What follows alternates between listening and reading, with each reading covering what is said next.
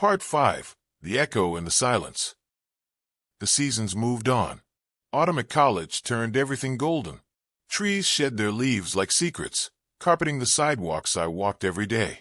Everyone around me was rushing, assignments, part-time jobs, weekend plans. Life was loud, fast, filled with distractions. But something in me had changed. I found myself walking slower. Not because I was lost, but because I was listening. I had started to notice sounds I never used to. The wind tapping gently against windows, the faint hum of vending machines in quiet hallways, the soft creak of floorboards in the dorm when no one was around.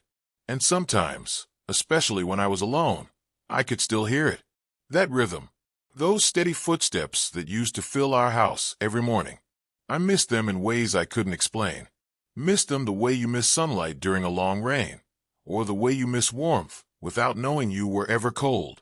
I started writing letters to him. I never mailed them.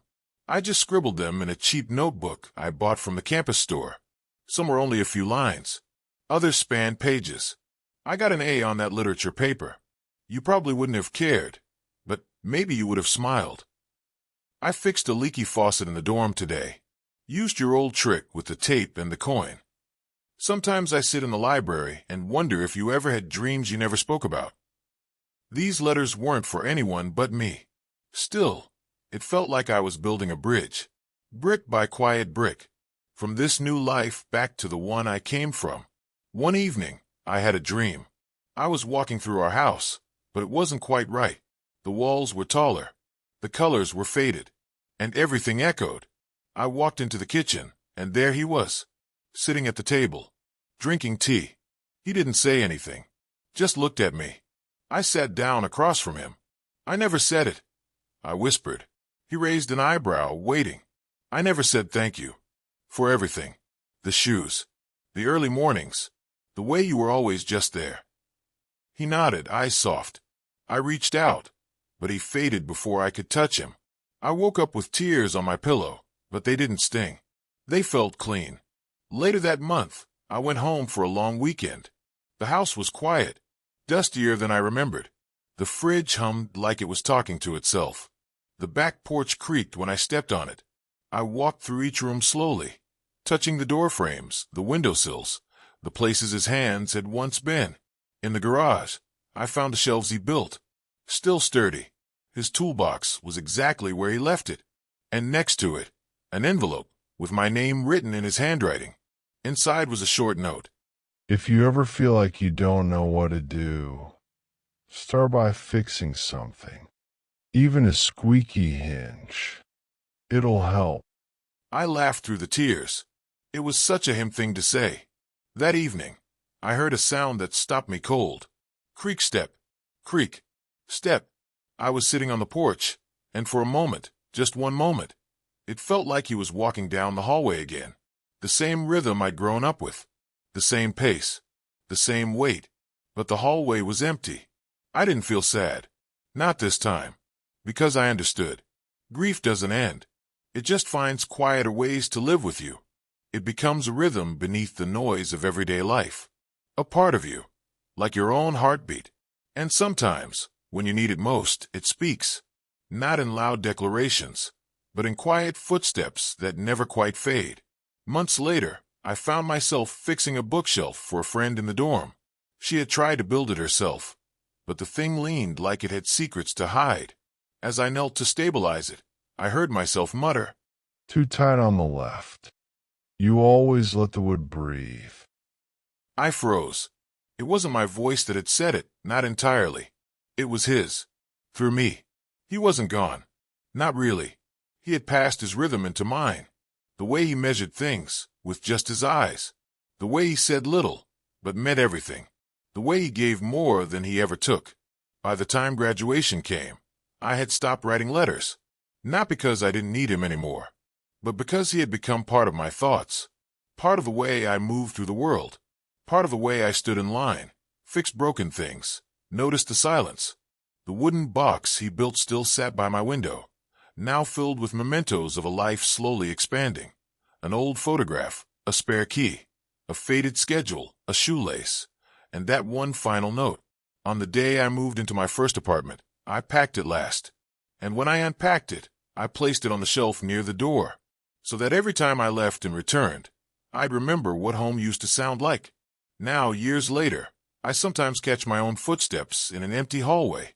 Firm, even, measured, and I wonder if someone listening from another room might mistake them for his.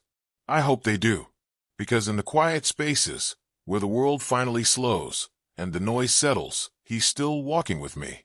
Not ahead, not behind, just beside me. Every step.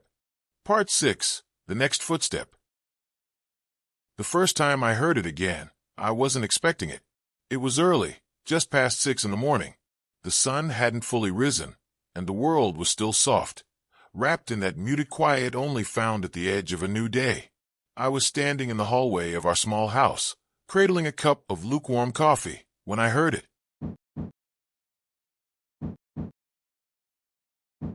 I leaned forward, holding my breath. It came again, from the room down the hall.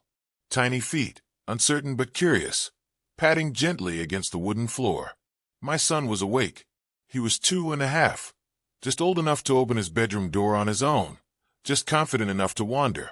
But it wasn't the sound itself that stopped me cold. It was the rhythm, not perfect but familiar. It reminded me of something I hadn't heard in years. Or maybe I had heard it all along. He turned the corner and spotted me. His hair was tousled, his pajama pants crooked, one sock missing, but his smile was wide and sure. "Morning, Daddy," he said, rubbing his eye. I bent down to meet him. "Good morning, buddy. You walking already?" He nodded proudly. "I walk like you." Something about those 4 words lodged deep in my chest. I walk like you. I reached out and lifted him into my arms. He was warm, drowsy, still smelling faintly of sleep and baby lotion. I held him tighter than usual that morning. Later that week, I found myself watching him from the doorway of his room as he stacked wooden blocks on the floor. He wasn't building anything in particular, just experimenting with balance. Trial and error. Add one more. Step back. Watch. Adjust. I recognized the process instantly. He'd never seen me do it, but somehow it was there. That deliberate patience. That instinct to steady, then test. That quiet concentration I had once seen in the garage, in a man with calloused hands, who rarely explained what he was fixing, but always made it work. That evening, after putting my son to bed, I opened the box again. The wooden one my father made decades ago. It had moved with me from place to place, college dorms, tiny apartments, and finally, this home I now shared with my own family. Inside, everything remained. The photograph, the key, the shoelace, the last note. But I added something new that night. A small sock, one my son had outgrown. Still soft, still carrying the scent of baby powder and grass. I placed it beside the shoelace. 2 steps, 2 echoes, 2 lives, somehow connected through something as simple as how we move through a hallway. Parenthood is a strange sort of mirror. You think you're shaping them, guiding them, but often, you're watching yourself reflected back in ways you never imagined. There were mornings when I'd wake before the alarm and just sit in the kitchen. Not because I had anything to do, but because that's what he used to do. Just sit, sip tea, wait for the house to wake. I didn't even drink tea. But one day, I bought a box. Just to try. It tasted like dust and memory. But I drank it anyway. Because some things aren't about the flavor. They're about presence. My son got older. Started asking questions. "Why don't I have a grandpa?"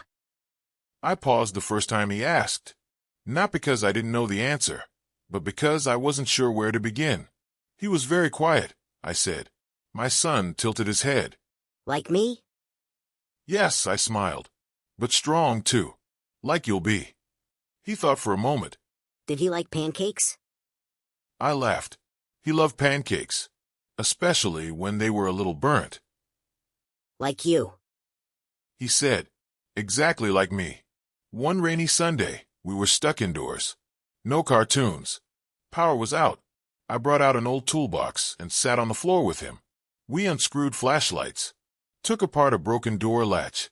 I taught him how to hold the screwdriver straight, how to listen for the click, how to stay patient. He watched wide-eyed. You fix stuff like magic. He whispered.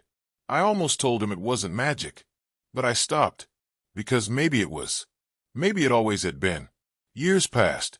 He outgrew his toys, then his room, then the need to hold my hand while crossing the street. His steps grew longer, steadier. The rhythm changed. But some mornings, when I was up early making coffee, I'd hear them again. Those footsteps. His. Echoing down the hallway, strong and sure. And I'd close my eyes, smile, and whisper, "Good morning, Dad." Because I knew. This was how we live on. Not in monuments or photographs, but in the way we walk, in the things we fix, in the quiet we leave behind. On the day he left for college, I found a small note on the kitchen table. Dad, thanks for teaching me how to listen.